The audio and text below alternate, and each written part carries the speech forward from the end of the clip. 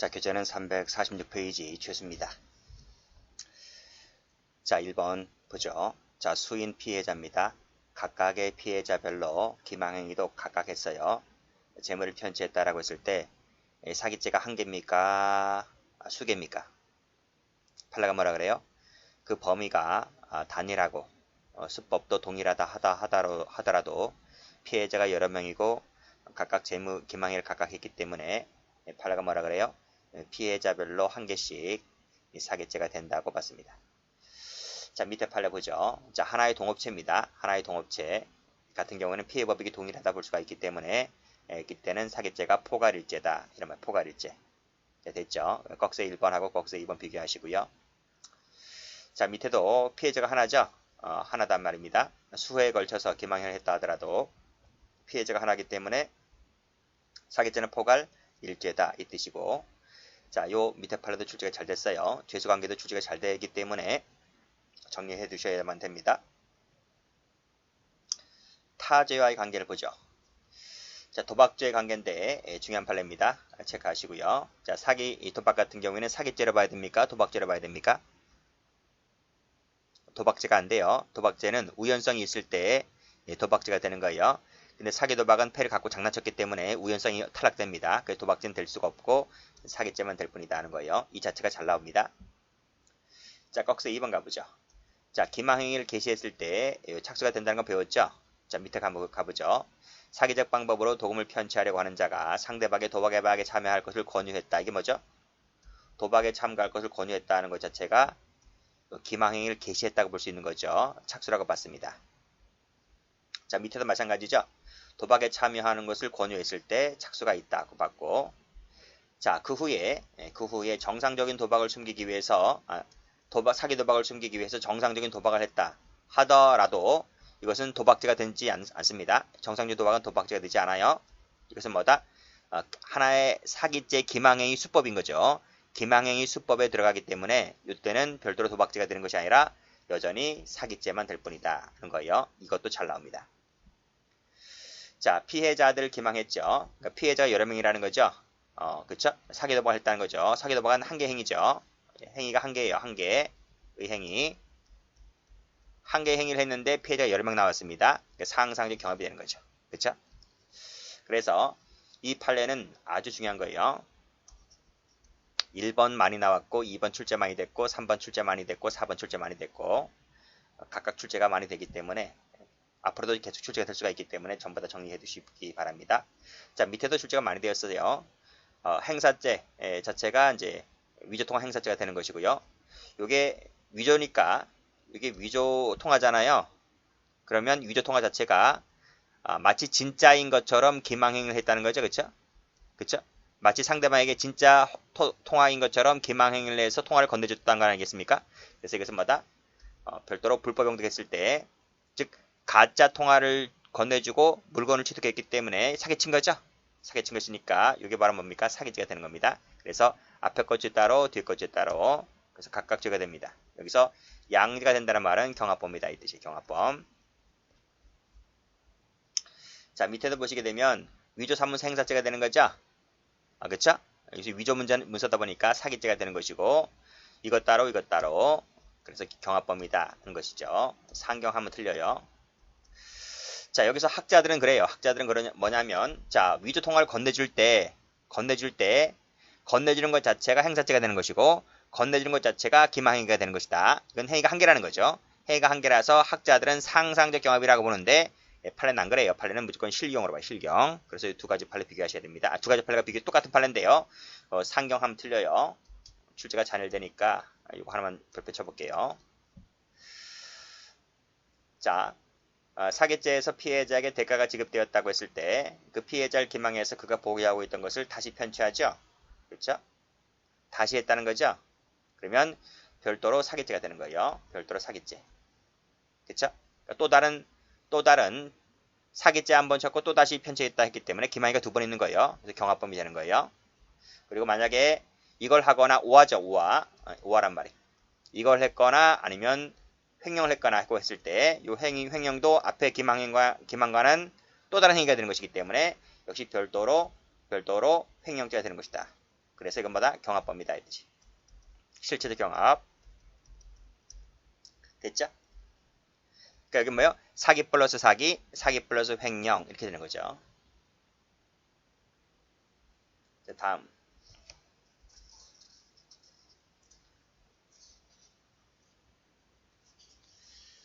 자, 이 판례 보죠. 가비울로부터 부도가 예상되는 액면금 2천만원짜리 당좌수표 한 장을 할인 의뢰받았다. 제시하면서 뭐라 그럽니까? 사기 치는 거죠, 사기. 사기 친단 말이죠. 부도가 예상되는 수표잖아요. 그러니까 뭐라 그래요? 이건 틀림없이 결제가 된다. 그러니까 할인해서 사라. 이렇게 거짓말 하죠. 이건 부도가 되는 건데, 그쵸? 그래서 상대방이 속아요. 속아서 이거를 할인받아서 보세요. 2천만원짜리니까 1850만원에 사는 거죠? 그러니까 150만원 DC 받아가 샀다는 거예요. 그래서 할인받아 보관하고 있던 중 이를 임의로 소비했다는 겁니다. 그쵸? 이게 무슨 죄가 될 거냐 이런 말이. 자, 위탁자로부터 당좌수표 할인을 의뢰받은 피고인이 제3자를 기망해서 이거 뭐가 됩니까? 제3자는 사기죄가 되는 거죠. 이 자체가 사기죄. 그쵸? 할인받아서 그 할인금을 소비했다라고 했을 때 이건 뭐가 되는 거예요? 이것은 위탁자에 대한 횡령죄가 되는 거예요. 그래서 각각죄가 되는 거예요. 각각. 아니 봐봐요.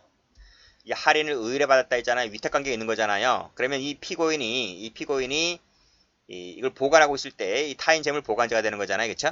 보관자가 되는 것이기 때문에 이 보관자를 위임자를 위해서 보관하고 있는 지위가 있어야 되는 것임에도 불구하고 이걸 임의로 써버렸다는 거지 않겠습니까? 그러면 이것은 뭐다? 이것은 여기서 횡령죄 되는 거예요. 사기죄 피해자 달라요. 여기서는 사기죄 피해자는 제3자가 사기죄 피해자 되는 것이고 이미 소비했다라고 했을 때 피해자는 위탁자가 피해자는 거예요. 피해자가 각각 달라요. 제3자가 피해자, 위탁자가 피해자 각각 다르기 때문에 사기죄 따로 횡령죄 따로 경합범위 되는 거예요. 자, 이 판례는 출제가 잘 되죠? 사기죄에서 제일 출제가 잘 되는 판례 중에 하나입니다. 자, 자기가 점유하는 타인 재물을 횡령하기 위해서 기망을 썼다는 겁니다. 그럼 별도로 사기죄도 될까요? 안 돼요. 그때는 횡령죄밖에 안 돼요. 사기죄가 왜 안 될까요? 왜 사기죄가 안 되는 거예요? 사기죄가 되려면 타인 소유, 타인 점유가 돼야 되는 거예요. 타인 점유가 돼야 되기 때문에 여기서 자기 점유라고 하는 것 자체가 뭐라고요? 따라서 사기는 나올 수가 없는 거예요. 사기가 나오려면 타인 점유가 되었을 때 사기가 나오는 거예요. 그쵸? 그래서 횡령죄면 될 뿐이다. 아주 출제가 잘 되죠. 자, 배임죄 한번 가볼게요. 자, 이 판례도 출제가 잘 되니까 별표 쳐볼게요. 자, 친절하게 써줬네요. 한계행위라고 써줬잖아요. 그치? 사기죄가 되기도 하고 배임죄가 되기도 한다라고 했을 때 한계행위 한계라고 했으니까 상상적이네요. 그쵸? 상상적 경합법입니다.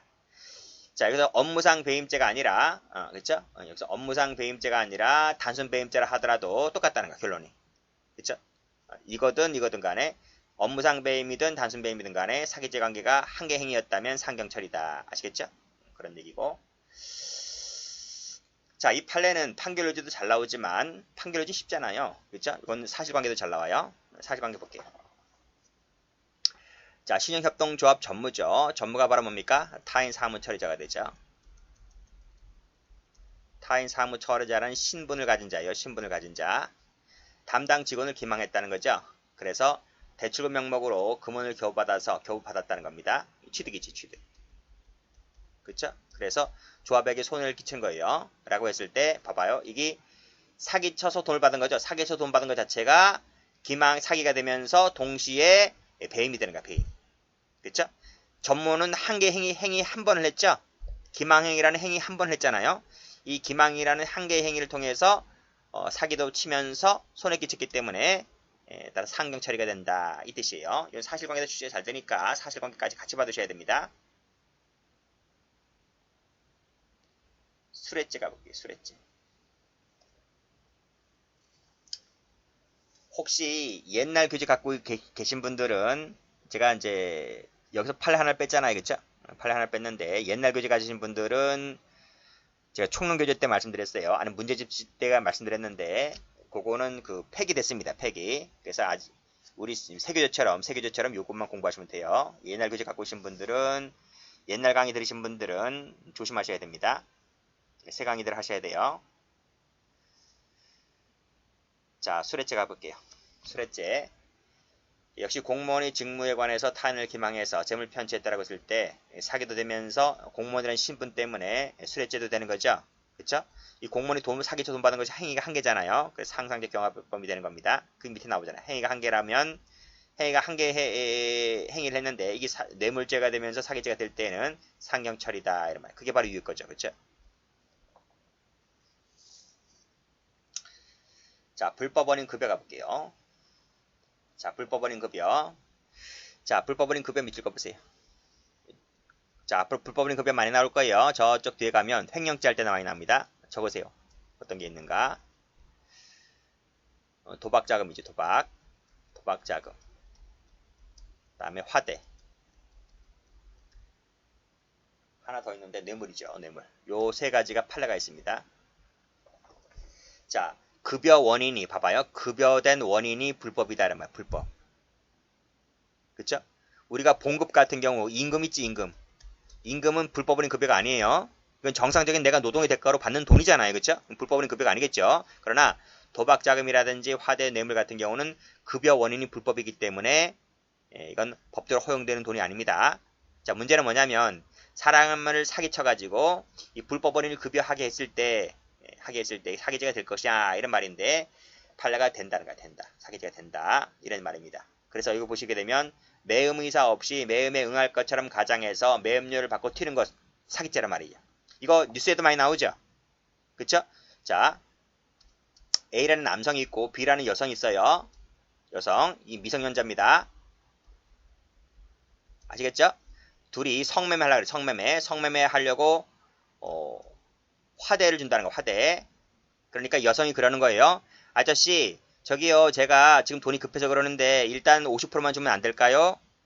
내가 빨리 돈 입금하고 아저씨인데 갈 테니까 화대 50% 주면 안 될까요? 하니까 이 아저씨가 돈을 준단 말입니다. 근데 이 여자가 돈 갖고 튀는 거예요. 도주하는 거예요. 그쵸? 남자가 신고할 수 있어요? 신고하면 자기도 처벌받기 때문에 함부로 신고를 못한단 말입니다. 그랬을 때 그런 것을 여자가 이용하는 거예요. 이것도 뭐다? 사기란 말, 사기. 즉 여성은 이 남성과 불특정 남성과 성매매할 의사가 없어요. 근데 마치 남성을 속이는 거지. 매매응할 것처럼 하면서 매음료를 받고 튀는 거. 이게 사기란 말이에요. 자, 대신 로비해주겠다고 하면서 접대 비용을 받아 편취했다라고 했을 때 이것도 사기 될 수가 있고. 자, 판례는 긍정설이다 이런 말입니다. 자, 밑에 판례 나와 있죠? 판례 보시게 되면 기망을 통해서 이 불법으로 급여를 하게 하죠. 그러면 사기죄가 되는 것이고 그 대표적인 얘기가 바로 도박자금인 겁니다. 그래서 올라가 보시면 처음부터 돈 갚을 의사가 없어요. 그쵸? 도박하겠다고 해서 내가 돈 따서 너한테 줄 테니까 얼마 빌려주지 않을래? 라고 하니까 친구가 빌려주는 거예요. 그럼 돈 못 갚아요. 이 사기란 말, 사기. 그쵸? 전혀 돈 갚을 의사가 없음에도 불구하고 도박한다라고 해서 돈 못 갚지 못하게 되면 사기가 되는 그런 구조가 됩니다. 자, 밑에 거 가보죠. 이것도 뭐예요? 이 동그라미 쳐야 되겠네요. 이런 것들은 다 빨간색인 겁니다. 빨간색. 이게 바로 불법어린 급여에 해당되는 사례가 되는 거고 여기 도박 나와 있지? 밑에도 마찬가지입니다. 로비자금이죠. 로비자금. 판사 로비자금. 1억 5천만 원을 빌려달라고 하자. 내가 이 돈 주면 내가 이 로비자금을 쓰겠다는 거죠. 그래서 돈을 빌려주게 되는데 이 친구가 이 판사 로비자금을 써요. 이거로 쓰지 않고 자신의 사업용 자음, 그쵸? 변호사 선임비 이거로 지 멋대로 쓰는 거예요. 이 용도대로 안 쓰는 것이고 라고 했을 때 이 로비자금 자체가 뭐예요? 판사 로비자금 자체가 불법 원인급여란 말입니다. 라고 했을 때 이 용도대로 쓰지 않았기 때문에 사기죄가 되는 것이다. 이겁니다. 그러니까 여기 하나 더 나오겠네. 뇌물에다가 로비자금 이런 것들이 불법인 급여물이다. 이거요. 자, 여기까지 하겠습니다.